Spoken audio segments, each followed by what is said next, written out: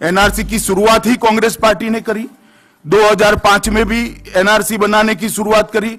आप में साहस नहीं था देश में से बांग्लादेशी घुसपैठियों को बाहर निकालने का, क्योंकि आपके लिए वोट बैंक महत्वपूर्ण था, देश की सुरक्षा महत्वपूर्ण नहीं थी, यहां के नागरिकों के अधिकार महत्वपूर्ण नहीं थे। साहस नहीं था। 2005 में शुरू कर उसको छोड़ दिया गया। उसके बाद में आसाम के नागरिकों ने एक पीआईएल सुप्रीम कोर्ट में दायर की। पीआईएल के तहत ऑर्डर हुआ।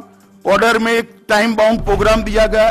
टाइम बाउंड प्रोग्राम के तहत हमारी सरकार ने, श्री नरेंद्र मोदी की सरकार ने, एनडीए की सरकार ने एनआरसी बनाने का काम चालू किया और आज उसका प्राथमिक ड्राफ्ट बनकर लोगों के सामने गया है, जिसमें 40 लाख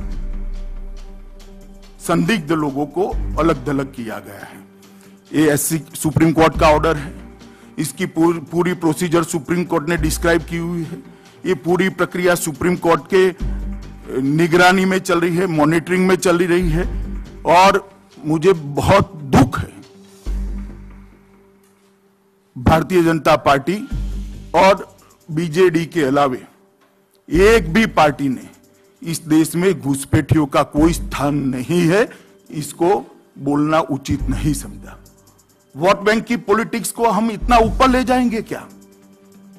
बात करते हैं मानव अधिकार की।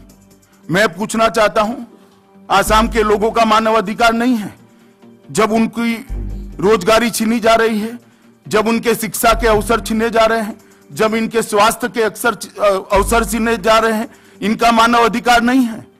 घुसपैठ के जरिए देश की सुरक्षा को तार तार कर दिया जाता है। जो मारे जाते हैं उनका मानव अधिकार नहीं है। मानव अधिकारों की रक्षा के लिए ही एनआरसी बना है, मगर भारत के लोगों की मानव अधिकारों की रक्षा के लिए बना है। मानव अधिकारों की बात करने वाले लोगों को मालूम होना चाहिए कि देश के करोड़ों नागरिकों के मानव अधिकार का हनन है कि देश के संसाधनों का उपयोग विदेशी घुसपैठिए कर रहे हैं। और उन्होंने ये बात स्पष्ट करनी चाहिए कि बांग्लादेशी घुसपैठियों के लिए कांग्रेस पार्टी स्पष्ट करे कि कांग्रेस पार्टी का स्टैंड क्या है। श्री राहुल गांधी ने स्पष्ट करना चाहिए कि कांग्रेस पार्टी का स्टैंड क्या है।